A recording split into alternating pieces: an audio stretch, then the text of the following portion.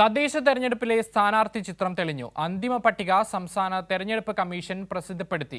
75,632 സ്ഥാനാർത്ഥികളാണ് ആകെ മത്സര രംഗത്തുള്ളത്. ഏറ്റവും കൂടുതൽ സ്ഥാനാർത്ഥികൾ മലപ്പുറം ജില്ലയിലും ഏറ്റവും കുറവ് സ്ഥാനാർത്ഥികൾ വയനാട് ജില്ലയിലുമാണ്. ഷീജ ചേരുകയാണ് തിരുവനന്തപുരത്തു നിന്നും വിവരങ്ങളുമായി.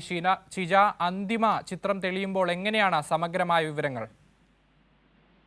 തീർച്ചയായും അക്ഷയ്, ഏതായാലും സംസ്ഥാനത്ത് തദ്ദേശ തെരഞ്ഞെടുപ്പിന്റെ അന്തിമ സ്ഥാനാർത്ഥി പട്ടിക അതാണ് ഇപ്പോൾ തെളിഞ്ഞിരിക്കുന്നത്. അതിന്റെ അന്തിമ പട്ടികയാണ് സംസ്ഥാന തെരഞ്ഞെടുപ്പ് കമ്മീഷൻ പ്രസിദ്ധപ്പെടുത്തിയത്. കഴിഞ്ഞ ദിവസമാണ് നാമനിർദ്ദേശ പത്രിക പിൻവലിക്കുന്ന സമയം കഴിഞ്ഞതെങ്കിൽ പോലും ഈ 14 ജില്ലകളിലെയും കണക്കുകളുടെ ക്രോഡീകരണം അത് ഏറെ ശ്രമകരമായ ദൗത്യമായിരുന്നു. അതാണ് ഇപ്പോൾ പൂർത്തിയാക്കിയിരിക്കുന്നത്. ഇനിയിപ്പോൾ മത്സര രംഗത്തുള്ള സ്ഥാനാർത്ഥികൾ എന്ന് പറയുന്നത് 75,632 സ്ഥാനാർത്ഥികളാണ്. ഇതിൽ പുരുഷന്മാർ 36,027 പേരും സ്ത്രീകൾ 39,604 പേരുമാണ്. ഏറ്റവും കൂടുതൽ സ്ഥാനാർത്ഥികൾ ഉള്ളത് മലപ്പുറം ജില്ലയിലാണ്. 8,378 പേരാണ് അവിടെ മത്സര രംഗത്തുള്ളത്. ഏറ്റവും കുറവ് സ്ഥാനാർത്ഥികളുള്ള ജില്ല എന്ന് പറയുന്നത് വയനാടാണ്.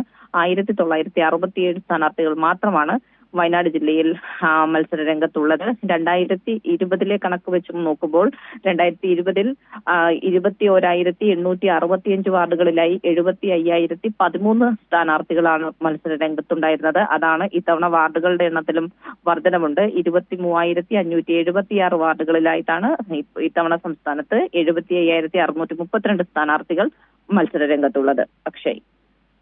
ശരി ഷിജ, തദ്ദേശ തെരഞ്ഞെടുപ്പിന്റെ അന്തിമ സ്ഥാനാർത്ഥി ചിത്രം വ്യക്തമായിരിക്കുകയാണ്. ഇപ്പോൾ 75,632 സ്ഥാനാർത്ഥികളാണ് മത്സര രംഗത്തുള്ളത്. ഷീജയാണ് വിവരങ്ങൾ നൽകിയത്.